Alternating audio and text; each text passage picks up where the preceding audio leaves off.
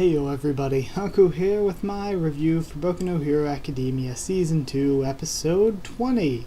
Wow, Episode 20 already. Yeah, I'm dreading us getting closer to the end of this season. I don't want to have to wait for Season 3, but yeah, it was good. In fact, it was great. I think the thing that made it great was more than anything the music. The music was just so good. It's like, they were like, let's break out the epic music for everything this week. And it worked. It definitely worked. But either way, I was ready for these secrets, so I'm glad we finally got this. And I think they had a good balance as well of telling us a lot about the past, about the power. I always get All for One and One for All mixed up. The power, One for All, and how it came from All for One and all of that. But either way, let's talk about it part by part so I don't forget anything. Izuku, we see at the beginning he's leaving Torino and his internship, the 1 week thing. We found out that Torino never wanted to be a hero, and there was something he had to do that required him to be able to use his quirk legally, so that's the only reason he got a hero license. To me, that sounds like it's probably what happened. We know that All Might already said that One for All is the one who killed his beloved predecessor or whatever, and we know that that was also Gran Torino's friend, so my guess is when that person died, Torino maybe went out for revenge or something like that, or trying to stop that person because they took down his friend, or maybe it was to teach All Might, the same reason he got his teacher's license, to teach All Might because of that friend. So we'll have to see. But I think that could possibly be it as well. Just guessing here. Again, no spoilers, just guessing. Also, that entire opening scene with them and with him asking Deku's name and all of that was really, really good. I got chills just from that opening scene. Again, the music playing a huge part into it. Getting back to the classroom after the opening, we got Bakugo's hair getting made fun of. A lot of great things. It's always great to see the class back together. I thought the Awakened Ochako was one of the funniest gags they did. I like as well seeing the development for characters like Ida, where Ida's like, I understand Stain and what he was going for and how people could think he's cool, but when he decided that purging people by murdering them was how he was going to go about it, he lost his credibility. You know, he lost his ability to say that he was good. Even if his ideals had merit, by murdering people because of them, he lost all of his credibility as good. So I like the way that Ida had that mature understanding of it. That he was just going about his convictions wrongly. So then we have their little training exercise. It's a race to rescue All Might. Izuku copies Bakugo's movements, but Zero wins in the end. Again, I think it was all good. Introducing to the rest of the class that now Izuku can use his quirk without destroying himself, which was a surprise to them. And also giving a little bit more for Izuku to learn about, because he was thinking about jumping all over using super strength or whatever, not really thinking about, hey, if I jump on this pipe that's not thick enough, I might accidentally kick it from out under me since I'm using super strength. So I like that it even gave more for Izuku to develop on. So yeah, that was all good, and it showed just like what All Might said, all of them have grown in being able to use their quirks since they first showed up at the beginning of that semester. Then we have the scene where it was it in the locker room? I love when he called Izuku Shawshank, or Mineta called him that, or when he was going through and he said Yaoyoropai. Yaoyoropai was one of my favorite things from this episode. Also hilarious, gets stabbed in the eye and all that. You all watch it, you all know how it goes. But I like Jiro as well, because Kyoka, again, is one of the characters that I've said a lot in the manga and in the anime that I really like. So I thought it was funny how she was saying, he mentioned something nice about everyone except me.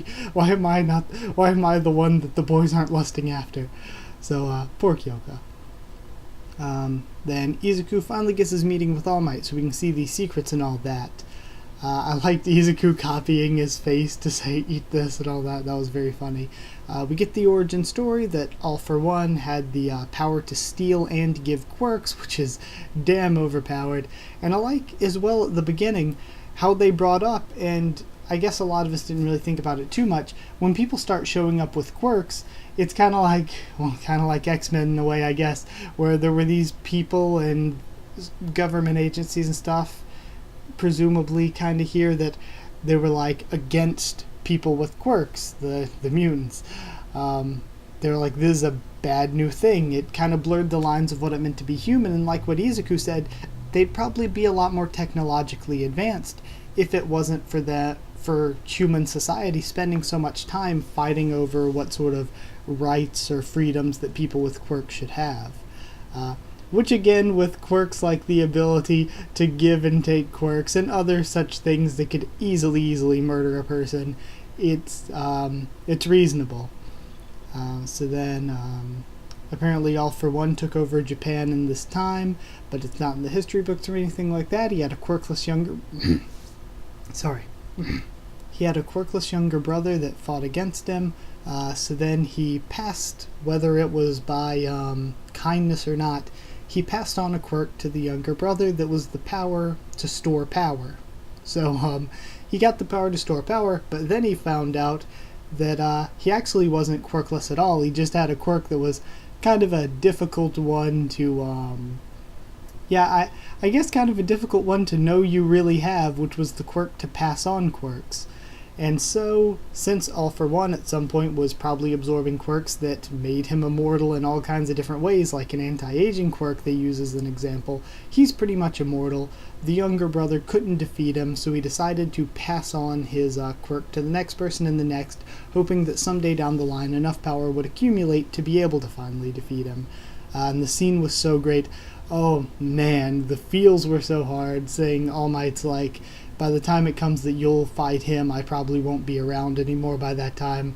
So sad, knowing that mortality is going to be there for at some point for everyone, and All Might especially. He's the symbol of peace and all that.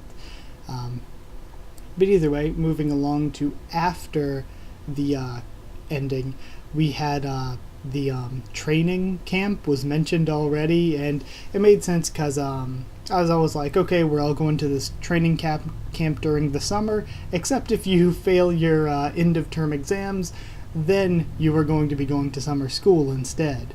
So the end-of-term exams are going to be what we're getting next, and that'll probably be the rest of the season.